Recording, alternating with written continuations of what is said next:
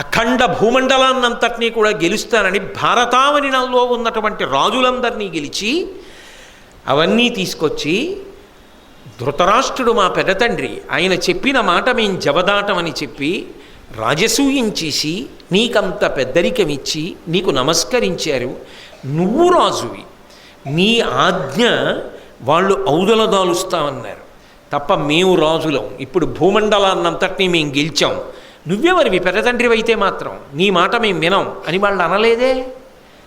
నీకంత పెద్దరికమిచ్చి నిన్ను కూర్చోపెట్టి నీకు నమస్కారం చేసి నిన్ను ఆజ్ఞాపించమన్నారు. అంటే నిజానికి భూమండలాన్ని గెలిచిన వాళ్ళని ఆజ్ఞాపించమని నిన్నడిగారంటే వాళ్ళు నిన్ను రాజుగా పెట్టి నీ పాదముల దగ్గర బొంగి నమస్కరించారు. అంతటి మహాప్రతాపవంతులైనటువంటి వారు అంత సంతోషంగా ఉంటే వాళ్ళని యుద్ధంలో ఢీకొట్టలేక వాళ్ళ రాజ్యాన్ని ఎలాగైనా కబళించాలని వాళ్ళు మనశ్శాంతితో ఉండడానికి ఇష్టం లేనటువంటి నీ కొడుకు, ఇప్పుడు నీ కొడుకు అంటే దుర్యోధనుడు చూపించి నీ సుతుడు మంత్రులు సౌబలు జూదమార్చి సంపదగొని శకునితో కలిసి సంప్రదించి కుతంత్రం పన్ని యుద్ధంలో సాధించలేమని పెద్దల్ని పంపించి బలవంతంగా సభకి తీసుకొచ్చి ఆలోచించుకునే అవకాశం ఇవ్వకుండా జూదం మంచిది కాదంటున్నా కూర్చోబెట్టి జూదం ఆడించి రాజ్య సంపదనంతటినీ లాక్కున్నారు. అది ఒకెత్తు. అలా ఉండని లోకంలో ఏ మామగారైనా తన కళ్ళ ముందు కోడల్ని, ఎటువంటి కోడలు, సాధారణంగా లోకంలో అన్నగారు వెళ్ళిపోతే తమ్ముడు బ్రతికుంటాడు. అది సహజమైనటువంటి సిద్ధాంతం. తమ్ముడు బ్రతికుండి అన్నగారి కోడల్ని కూడా తన కోడలిగా చూస్తాడు.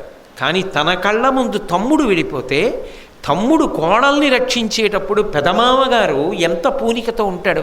అయ్యో నా తమ్ముడు లేడే, నా తోడబుట్టినవాడు లేడే, కులకాంత మహాపతివ్రత, నా కోడలు అని వెంపర్లాడిపోవాలి కదా. మరి నా కోడలు అని అక్కడ కుంతి ఎంత వెంపర్లాడుతోంది. ఇది ఎందుకు రాలా ధృతరాష్ట్ర మహారాజుకి? కాబట్టి నీ కోడల్ని తీసుకొచ్చి 10 మందిలో అంతబోవక సభం ద్రుపదాత్మజ భంగపెట్టరే. నీ మామతనం ఏమైందా ఆ రోజున? రాజ్యం విషయంలో జోక్యం చేసుకోలేరు సరే, కోడల్ని తీసుకొచ్చి వస్త్రాపహరణం చేస్తుంటే తప్పురా అని అనలేకపోయావా? ఒక్కరు మాట్లాడలేదా? మిమ్మల్ని కట్టి కుడపదా ధర్మం? ఏమి మీరు చేసినటువంటి ధర్మ సంరక్షణం? ఏం చేసినట్టు నీ పెద్దరికం? దేనికి నువ్వు అక్కడ కూర్చున్నట్టు? దేనికి పెదనాన్నవి? వాళ్ళు నీకు కైమోడ్చి నమస్కరిస్తున్నారా? నువ్వు జోక్యం చేసుకోవా? నువ్వు మాట్లాడవా? నువ్వు శాసనం చేయవా నీ కొడుకులకి? ఇదా ప్రవర్తించవలసిన తీరు? అవే అవమానాలు చేసే విధానం? వాళ్ళని ఎప్పుడైనా ప్రశాంతంగా ఉండనిచ్చారా? వాళ్ళు ఎంత ఎదిగినా ఒదిగారు. వాళ్ళకి కించిత్ అభ్యున్నతి కలిగితే మీరు దహించుకుపోయారు. వాళ్ళని ఎలా చంపాలన్న ఆక్రోశంతో ఊగిపోయారు. అదా ప్రవర్తించవలసిన విధానం? అదా నీ బిడ్డలకి నువ్వు నేర్పవలసిన విధానం ధృతరాష్ట్ర మహారాజా? బిడ్డల విషయం వదిలే, కోడలకు అవమానం జరుగుతుంటే చూస్తూ ఊరుకున్నావా నిండి సభలో? మిగిలిన వారికి మాత్రం ఎంత సిగ్గుచేటండి వింటున్నప్పుడు. కృష్ణుడు వస్తున్నాడు, కృష్ణుడు చూసేస్తామంటే అయిపోయిందా? మనం కృష్ణుడు చూసి సంతోషించేట్టు బతికామా అన్న ప్రశ్న ఒకటి వస్తుందా ఇప్పుడు? ఆయనని చూసి మనం సంతోషించడం కాదు, మనని చూసి ఆయన సంతోషించేట్టు మన బ్రతుకుందా అని ఆలోచించుకోవలసిన పరిస్థితి సభకు వచ్చిందా? అది కృష్ణరాయబారం.